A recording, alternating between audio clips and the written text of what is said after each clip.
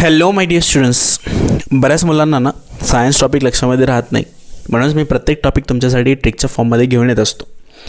या ट्रिक्समध्ये जर तुम्हाला खरंच फायदा होत असेल तर माझ्या व्हिडिओजला लाईक करा, आणि जर तुम्ही या चॅनलवर नवीन असाल तर नक्की सबस्क्राईब करा. चला तर मग लेट्स गेट स्टार्टेड. आता chapter number 2 life processes in living organisms, याच्यामध्ये आलेले जे इम्पॉर्टंट टॉपिक्स आहेत त्यांच्यावरती जे पण आलेले क्वेश्चन्स आहेत, तर यांना आपण टॉपिक वाईज स्टडी करतो आहे आणि त्यांचे जे क्वेश्चन्स आहेत त्यांना आपण कन्सेप्च्युअली पहिले समजून घेतो आणि नंतर त्यांना कसं सॉल्व करायचं ते बघतो आहे. ओके, तर पहिला असाच टॉपिक आहे तो म्हणजे एनर्जीचा, की प्रोटीन्स, लिपिड्स, फॅट्स जे न्यूट्रिएंट्स आहेत त्यांच्यापासून आपल्याला किती एनर्जी भेटतं याच्यावरती दोन एक्झाम म्हणजे ऑगस्ट 2022 आणि जुलै 2024मध्ये क्वेश्चन आलेले. तर आपण त्यांना बघूया कसं सॉल्व करायचं आहे.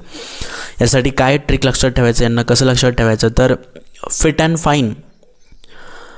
फाईन आपल्याला माहिती आहे. फिट अँड फाईन आपण म्हणतो, तर फिटचं फॅट इज फाईन अँड फाईनचा जो राईम आहे तो आहे 9, म्हणजे फॅट इज 9 असं तुम्हाला लक्षात ठेवायचं. आणि अदर्स आर 4, म्हणजे फॅटपासून किती एनर्जी भेटतं आपल्याला, 9 किलो कॅलरी एनर्जी भेटतं.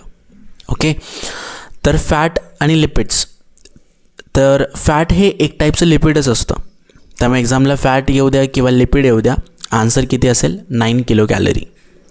ओके, कळलं. फॅट आणि लिपिड्स फॅट एक टाईपचं लिपिडचंच आहे, आणि म्हणून जरी लिपिड असं विचारलं लिपिडची किती एनर्जी आहे किंवा फॅटची किती एनर्जी आहे, तर आन्सर किती असेल 9. ऑदर्स आर 4, म्हणजे ऑदर्स राहिले कुठले, प्रोटीन, कार्बोहायड्रेट यांच्यामधून आपल्याला 4 किलो कॅलरी एनर्जी भेटतं. ओके, सिम्पल आहे. काय लक्षात ठेवायचं, फॅट इज फाईन म्हणजे फॅटवरनं तुम्ही 9 लक्षात ठेवसाल आणि बाकीचे सगळ्यांची किती एनर्जी आहे, 4 किलो कॅलरी आहे.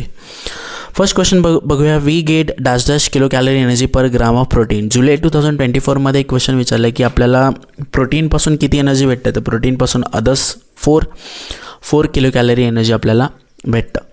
How much energy is obtain from lipids. लिपिड्सपासून किती एनर्जी भेटतं, तर लिपिड्सपासून 9 किलो कॅलरी एवढी एनर्जी भेटते. Okay, fine. आता आपण फर्स्ट टॉपिक घेऊया, तो म्हणजे आहे रेस्पिरेशन. आता रेस्पिरेशन स्टार्ट करण्याच्या अगोदर मी तुम्हाला थोडंसं रेस्पिरेशनचं बेसिक सांगतो की रेस्पिरेशन काय प्रोसेस आहे. बघा, आपण कुठलेही फूड स्टफ जेव्हा खातो तेव्हा इव्हेंच्युअली त्या फूड स्टफचं कन्व्हर्जन ग्लुकोजमध्ये होत असतं, आणि हे ग्लुकोजमध्ये जे ग्लुकोज आपल्या पोटामध्ये जे ग्लुकोज बनतं ते फायनली प्रत्येक एका सेलकडे जातं. ओके, आणि सेलचं काम असतं त्या ग्लुकोजचं ऑक्सिडेशन करणं, म्हणजेच त्या ग्लुकोजपासून एनर्जी बनवणं. ओके, आता हे काय प्रोसेस आहे हे अगोदर तुम्हाला सांगतो. जे पण फूड स्टफ खाल्लं त्याचं कन्व्हर्जन ग्लुकोजमध्ये होतं, आणि या ग्लुकोजचं ऑक्सिडेशन करण्याचं काम सेलकडे असतं. जेव्हा ग्लुकोजचं ऑक्सिडेशन होतं त्यावेळेस त्याच्यापासून एनर्जी बनतं, कार्बन डायऑक्साईड बनतं आणि वॉटर बनतं. आता हे काय प्रोसेस आहे तुम्हाला सांगतो. जेवण जेवल्यानंतर आपण नेहमीच कंटिन्युअसली आपण इनहेल करत असतो ऑक्सिजन, बरोबर. हा इनहेल केलेला ऑक्सिजन पहिले तर लंग्सकडे जातो, लंग्सपासून तुम्हाला माहिती आहे हार्ट्सकडे जातो, आणि हार्ट्सकडे बाकी सगळ्या ऑर्गनकडे जातो आणि त्या सेल्सकडे पोचतो. आता सेलकडे 2 गोष्टी पोचल्यात, एक आहे ग्लुकोज आणि एक आहे ऑक्सिजन. जेव्हा सेलकडे ग्लुकोज आणि ऑक्सिजन पोचतात तेव्हा या दोन्हींचं रिॲक्शन होते, म्हणजे कॉम्बिनेशन होतं, आणि यालाच आपण ऑक्सिडेशन रिॲक्शन म्हणत असतो. ऑक्सिडेशन म्हणजेच काय, तर ॲडिशन ऑफ ऑक्सिजन. ओके, तर ऑक्सिडेशन म्हणजेच काय, ॲडिशन ऑफ ऑक्सिजन आहे. जेव्हा ग्लुकोजसोबत ऑक्सिजन ॲड होतो तेव्हा त्या रिॲक्शनला आपण ऑक्सिडेशन रिॲक्शन म्हणतो, आणि जेव्हा ग्लुकोजचं ऑक्सिडेशन होतं त्यावेळेस काय बनतं, तर ATP म्हणजेच एनर्जी बनतं, कार्बन डायऑक्साईड बनतं, वॉटर बनतं. ओके, म्हणजे ग्लुकोजचं ऑक्सिडेशन झाल्यानंतर काय बनतं, ATP, कार्बन डायऑक्साईड आणि वॉटर, आणि ही जे ATP आहे यालाच आपण एनर्जी म्हणतो. म्हणजे आत्तापर्यंत आपल्याला कळलं की ही रिॲक्शन काय आहे, ऑक्सिडेशन रिॲक्शन आहे. सिम्पल, ही रिॲक्शन काय आहे, ऑक्सिडेशन रिॲक्शन आहे. आता आपण इथे येऊया. रेस्पिरेशनचे 2 टाईप्स आहेत, एक आहे एरोबिक रेस्पिरेशन आणि दुसरं असतं एनारोबिक रेस्पिरेशन.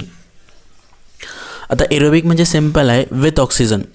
ऑक्सिजनच्या सोबत जर ऑक्सिडेशन झालं ग्लुकोजचं, ऑक्सिजनच्या प्रेझेन्समध्ये जर झालं तर त्याला आपण म्हणतो एरोबिक रेस्पिरेशन, आणि ऑक्सिजनच्या अब्सेन्समध्ये जर झालं त्याला आपण म्हणतो एनारोबिक रेस्पिरेशन. ओके, तर एनारोबिक आपण नेक्स्ट क्लासमध्ये बघूया. आता फक्त आपण एरोबिक रेस्पिरेशन बघणार आहे. एरोबिक रेस्पिरेशनला लक्षामध्ये कसं ठेवायचं, तर गोड चिक्की खाल्ली मला एनर्जी मिळाली. ओके, गोड चिक्की खाल्ली मला एनर्जी मिळाली. आता चिक्कीमध्ये ग्लुकोज यूज करतात म्हणून आपण इथं अशी ट्रिक बनवली आहे, गोड चिक्की खाल्ली मला एनर्जी मिळाली. आता हे टोटल 6 शब्द आहे, 2-2च्या पार्टमध्ये डिवाईड केलेले आहेत. त्याचा काय अर्थ आहे बघा. जीवरनं तुम्हाला लक्षात ठेवायचं आहे ग्लायकोलिसिस. चिक्कीचा जो सी आहे त्याच्यावरनं लक्षात ठेवायचं सायटोप्लाझम. म्हणजे ग्लायकोलिसिस ही प्रोसेस आहे, ही कुठे होते तर सायटोप्लाझममध्ये होते. आय होप तुम्हाला सायटोप्लाझम माहिती असेल. आपण क्लास 8मध्ये सेल स्ट्रक्चर स्टडी केले, त्याच्यामध्ये सेलचे वेगवेगळे ऑर्गनेल्स बघितलेले आहेत. त्याच्यामध्ये सायटोप्लाझम आहे, मायटोकॉन्ड्रिया आहे, नंतर एंडोप्लाझमिक रेटिक्युलम बघितले, रायबोझोम्स बघितले, न्यूक्लियस आहे. तर त्याच्यामधले एक ऑर्गन ते म्हणजे सायटोप्लाझम. म्हणजे ग्लायकोलिसिस ही जी प्रोसेस आहे ही कुठे होते सेलच्या तर सायटोप्लाझममध्ये होते. नेक्स्ट आहे खाल्ली मला. आता खाल्लीचा जो के आहे याच्यावरून लक्षात ठेवायचं आहे क्रेब्स सायकल, आणि जो एम आहे याच्यावरून लक्षात ठेवायचं आहे मायटोकॉन्ड्रिया. म्हणजे क्रेब्स सायकल कुठं होतं मायटोकॉन्ड्रियामध्ये होतं. ओके, नंतर आहे एनर्जी. एनर्जीचं ई आहे त्याच्यावरून लक्षात ठेवायचं ETC म्हणजे electron transfer chain reaction. Okay, तर ETCमध्ये काय ईवरून लक्षात ठेवायचं ETC म्हणजेच इलेक्ट्रॉन ट्रान्सफर चेन रिॲक्शन कुठे होतं मायटोकॉन्ड्रियामध्ये होतं. ओके, तर आता प्रत्येक प्रोसेस ह्या 3 स्टेपमध्ये होतं.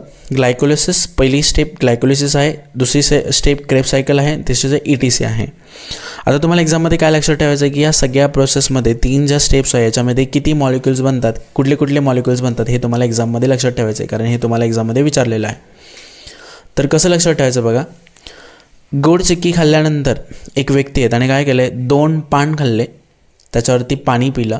किती पाणी पिलं 2 कॅन पाणी पिलेलं आहे. ओके, गोड चिक्की खाल्ल्यानंतर त्याने काय केलं आहे 2 पान खाल्ले, पान माहिती आहे ना, 2 पान खाल्ले आणि पाणी पिलं आहे किती 2 कॅन पाणी पिलं.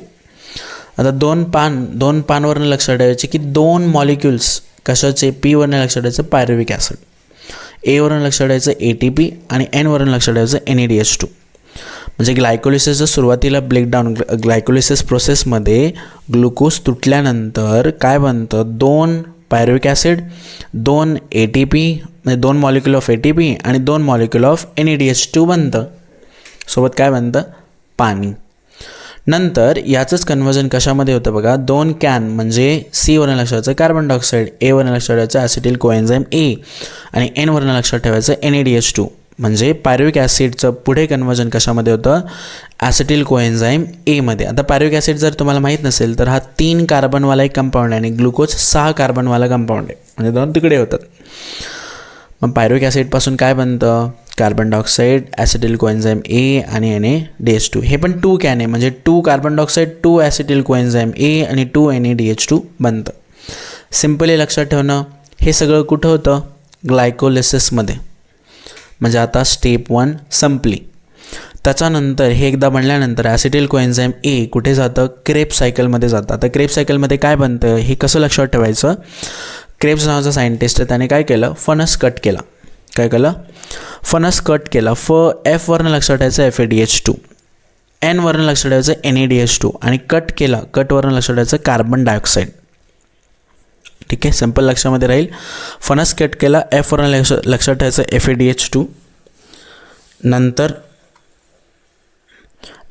Nवरनं लक्षात ठेवायचं NADH2 आणि कटचा जो आहे त्याच्यावरून लक्षात ठेवायचं कार्बन डायऑक्साईड. सिम्पल. आता एकदा क्रेब्स सायकलमध्ये हे मॉलिक्युल्स बनले का हेच मॉलिक्युल कुठे जातात तर इलेक्ट्रॉन ट्रान्सफर चेन रिॲक्शनमध्ये जातात. ओके, जर का तुम्हाला इलेक्ट्रॉन ट्रान्सफर चेन रिॲक्शन माहीत नसेल तर इलेक्ट्रॉन मी तुम्हाला सिम्पल शॉर्टमध्ये सांगतो. हे जे FADH2 आणि NADH2 जे मॉलिक्युल्स असतात तर हे मॉलिक्युल्सकडे काही इलेक्ट्रॉन्स असतात आणि हे इलेक्ट्रॉन्स ते काय करतात ट्रान्सफर करतात आणि त्यांची एक चेन रिॲक्शन बनते, पुढे पुढे ट्रान्सफर करत असतात. यालाच आपण इलेक्ट्रॉन ट्रान्सफर चेन रिॲक्शन म्हणतो आहे. आता हे NADH2, FADH2, NH2 हे बनले तर हे तुम्हाला सिम्पल सांगतो की जनरली एनर्जी असते ती ATP असते आणि म्हणजे ती एक डायरेक्ट आपण तिला म्हणू डायरेक्ट एनर्जी असते ते ATP आहे. तर FADH2 आणि NADH2 हे काय असतात तर इनडायरेक्ट फॉर्म असतात एनर्जीचे. म्हणजे हे नंतर जाऊन याचं एनर्जीच बनणार आहे. म्हणजे काय बनणार आहे ATP बनणार आहे. ओके, तर ATP आणि यांच्यामधला डिफरन्स कळतो आहे का. ATP म्हणजे डायरेक्ट करन्सी आहे, FADH2, NH2 म्हणजे काय इनडायरेक्ट करन्सी आहे की नंतर जाऊन ते ATP बनतील. चला, क्रेब सायकल झालं आपलं. त्याच्यानंतर ATC कुठं होतं? मायटोकॉन्ड्रियामध्ये होतं. आता याला ना लक्षात मध्ये कसं ठेवायचं की किती मॉलिक्युल्स बनतात बघा. हेच इकडे लिहिलेले आहेत, म्हणजे FADH2 NaDH2 सोबत 1 नंबरला लिहिलेले पाणी, वॉटर. आता ना FADH2 आणि NaDH2 लिहिले, यांच्या पुढे नंबर लिहिले बघा. मला सांगा F अगोदर येतो का N अगोदर येतो अल्फाबेटिकली? तर F अगोदर येतो म्हणून याला 2 नंबरला लिहिलं आहे. त्याच्यानंतर कोण येतं? N येतो म्हणून याला 3 नंबरला लिहिलं. याचा अर्थ काय? एका FADH2 पासून 2 मॉलिक्यूल ATP बनतात आणि एका NaDH2 पासून 3 मॉलिक्युल्स ATP बनतात. कळलं? ATCमध्ये एका FADH2 पासून 2 मॉलिक्यूल आणि एका NaDH2 पासून 3 मॉलिक्युल्स ऑफ ATP बनतात. सिम्पल आहे, कळलं आहे? Okay, simple. आय होप तुम्हाला हे कळलं असेल. आता याच्यावरती काय क्वेश्चन आलेत एक्झाममध्ये ते आपण बघूया. पहिला क्वेश्चन बघा. A molecule of glucose is completely oxidized in aerobic respiration and molecule of H2O and dash dash are produced along with the energy. आता कुठला मॉलिक्यूल बनतो? तर आपण आत्ता जस्ट बघितलं, जेव्हा ग्लुकोज ऑक्सिडाईज होतं तेव्हा वॉटर, कार्बन डायऑक्साईड आणि काय बनतं? एनर्जी बनत असतं. तर सिम्पल याचा आन्सर काय आहे? Carbon dioxide. मार्च 2025मध्ये विचारलेला क्वेश्चन आहे, म्हणजे रिसेंटली विचारलेला क्वेश्चन आहे. नंतर draw neat and label diagram of mitochondria and tricarboxylic acid cycle. याचा डायग्राम मी तुम्हाला सांगतो, जर का तुम्हाला माहीत नसेल तर याचा डायग्राम आपण बघूया.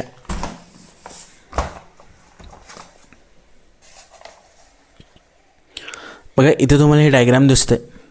ओके, आता हे डायग्राम तुम्हाला एक्सप्लेन करतो, तुम्हाला हे ड्रॉ करायचे. पहिले तर तुम्हाला हे दिसतं, हे मायटोकॉन्ड्रियाचं डायग्राम आहे. हे बाहेरचं जे मेम्ब्रेन आहे याला आपण आउटर मेम्ब्रेन म्हणतो आणि क्रिस्टीसोबत जे मेम्ब्रेन्स आहे याला आपण इनर मेम्ब्रेन म्हणतो. आता सुरुवातीला काय होतं? जेव्हा पायरुविक ॲसिड काय होतं? पायरुविक ॲसिडचं ॲसिटिल कोएन्झाईम A बनतं आणि हे ॲसिटिल कोएन्झाईम्स A, आता जो हा मधला पार्ट आहे याला आपण मायटोकॉन्ड्रियल मॅट्रिक्स म्हणतो. म्हणजे जी क्रेब सायकल चालू आहे ही कुठे चालू आहे? तर मायटोकॉन्ड्रियल मॅट्रिक्समध्ये चालू आहे. हा जो पार्ट दिसतो तुम्हाला सगळा मायटोकॉन्ड्रियल मॅट्रिक्स आहे. तर ॲसिटिल कोएन्झाईम्स नंतर काय बनतं? आता इथे तुम्हाला दिले ना या लेवलला पण एक ऑक्झॅलो ॲसिटेट नावाचा कंपाऊंड बनतो आणि त्याच्यापासून मग हे नंतर NaDH2 FADH2 बनत राहतात आणि तो परत रिजनरेट होतो. म्हणजे म्हणून एकदा तो संपतो परत रिजनरेट होतं म्हणून एक सायकलमध्ये चालू असतं, म्हणून याला आपण क्रेब सायकल म्हणतो. क्रेब नावाच्या सायंटिस्टने शोधून काढलं म्हणून त्याला क्रेब सायकल असं आपण म्हणतो. ओके, तर क्रेब सायकल ही जे मध्ये झालेलं आहे हे तुम्हाला कळत असेल, हे TCA सायकल म्हणजे क्रेब सायकल दिलेलं आहे. ओके, सिम्पल आहे डायग्राम. आय होप तुम्हाला हे ट्रिक आवडली असेल. तुम्हाला हा व्हिडिओ आवडला असेल तर नक्की लाईक करा, आपल्या मित्रांसोबत शेअर करा जेणेकरून त्यांनाही या ट्रिकचा फायदा होईल. नेक्स्ट टॉपिक आपण नेक्स्ट व्हिडिओमध्ये घेऊन या. Okay, thank you.